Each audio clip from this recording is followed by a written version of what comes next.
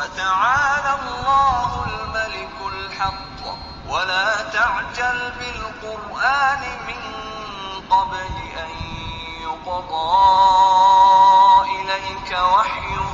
وقل رب زدني علما